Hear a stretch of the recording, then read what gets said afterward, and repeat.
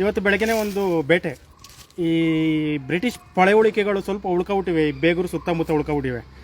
ಇವ್ರದ್ದು ಟೆಕ್ನಾಲಜಿ ಯಾವ ಥರ ಅಂತ ಅಂದರೆ ಅಲ್ಟ್ರಾ ಮಾಡರ್ನ್ ಟೆಕ್ನಾಲಜಿ ನೋಡಿ.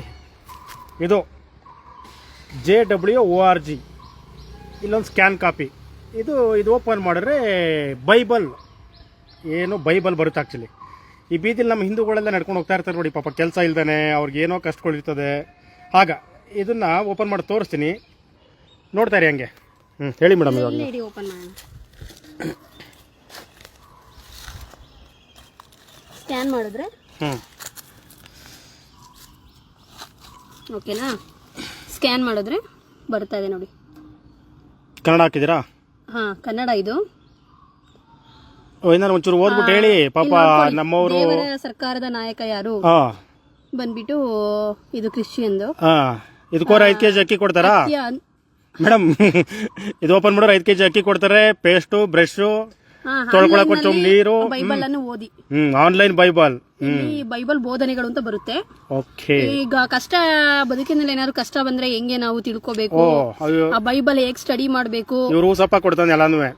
ಅದನ್ನ ಪ್ರತಿಯೊಂದನು ಬೈಬಲ್ ನಿಮ್ಗೆ ಹೇಗ್ ಸಹಾಯ ಮಾಡುತ್ತೆ ನಿಮ್ ಲೈಫ್ ನ ಅಂತ.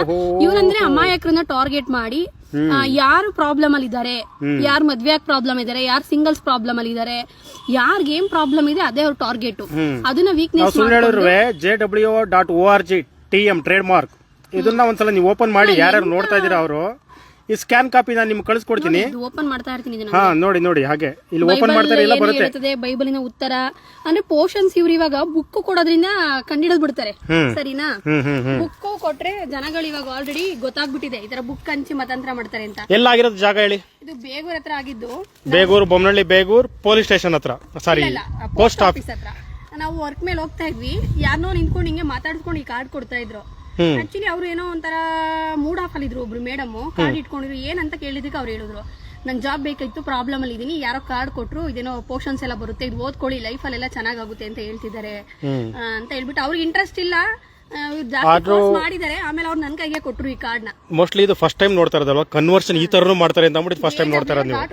ಅಲ್ಲ ಮಾಮೂಲಿ ಬುಕ್ಗಳು, ಈ ಸಿಲಿಬೆಗಳು ಇವೆಲ್ಲ ಕೊಡ್ತಿದ್ರು, ಅಕ್ಕಿ ಕೊಡ್ತಿದ್ರು ಮನೆಗೆ ಹೋಗ್ಬಿಟ್ಟು. ಇದು ಅಲ್ಟ್ರಾ ಮಾಡರ್ನ್ ನ್ಯೂ ಟೆಕ್ನಾಲಜಿ. ಹೇಗೆ ಹೇಳ್ತಿದ್ದಾನೆ ಅಂದ್ರೆ, ಈಗ ಇನ್ನು ಮದ್ವೆ ಆದವ್ರಿಗೆ ಏನಾರ ಪ್ರಾಬ್ಲಮ್ ಆದ್ರೆ, ಸಿಂಗಲ್ಸ್ ಇದ್ರೆ ಏನಾರ ಪ್ರಾಬ್ಲಮ್ ಆದ್ರೆ, ಆರೋಗ್ಯ ಸರಿ ಇಲ್ಲ ಅಂದ್ರೆ ಪ್ರಾಬ್ಲಮ್ ಆದ್ರೆ ಏನ್ ಮಾಡ್ಬೇಕು? ಬೈಬಲ್ ಓದ್ಬೇಕು, ಸ್ಕ್ಯಾನ್ ಮಾಡ್ಬೇಕು ಫಸ್ಟ್, ಸ್ಕ್ಯಾನ್ ಮಾಡ್ಬೇಕು. ಆಮೇಲೆ ಯಾಕಂದ್ರೆ ನಮ್ಮ ಹತ್ರ ಗೊತ್ತಾಗಬಾರ್ದು, ಅದಕ್ಕೆ ಸ್ಕ್ಯಾನ್ ಮಾಡ್ಬೇಕು. ನಮ್ಮ ಹಿಂದೂಗಳು ಗೊತ್ತಾಗ್ಬಿಟ್ರೆ ಕ್ಯಾಕ್ರು ಸುಗ್ದ್ಬಿಟ್ಟು ಮೆಟ್ ತಗೊಂಡು ಹೊಡೆ ಕಳಿಸ್ತಾರೆ. ಅದಕ್ಕೋಸ್ಕರ ಈ ಸ್ಕ್ಯಾನ್ ಮಾಡಿ ಮನೆಗೆ ಹೋಗ್ಬಿಟ್ಟು ಆಮೇಲೆ ಕೂತ್ಕೊಂಡು ಇಂಟ್ರೆಸ್ಟ್ ಇದ್ರೆ, ಅವಳು ಯಾರು ಅರ್ಚನಾ ಅಂತ ಅಂದ್ಬಿಟ್ಟು ಹೇಳ್ತಿಲ್ಲಲ್ಲ, ಏನ್ ಹೇಳ್ತಿಲ್ಲ ಆಕ್ಚುಲಿ ಅವಳು ಇಂಟ್ರೆಸ್ಟ್ ಇರೋರಿಗೆ ಮಾತ್ರ ಕೊಡ್ತೀವಿ ನಾವು ಅಂತ ಹೇಳ್ತಿರೋದು. ಅದೇ ಇವರು ಅಮಾಯಕರನ್ನೇ ತಾನೇ ಟಾರ್ಗೆಟ್ ಮಾಡೋದು. ಟಾರ್ಗೆಟ್ ಮಾಡಿ ಅವ್ರನ್ನ ಕರ್ಕೊಂಡು ಹೋಗಿ ಏನೋ ಒಂದು ಪ್ರಾಬ್ಲಮ್ ಇದೆ ನಾವೇ ಸರಿ ಮಾಡ್ತೀವಿ ಅಂತ ಹೇಳಿ ಎಷ್ಟು ಕನ್ವರ್ಷನ್ ಏನ್ ನೋಡಿಲ್ವ ನಾವೆಲ್ಲ?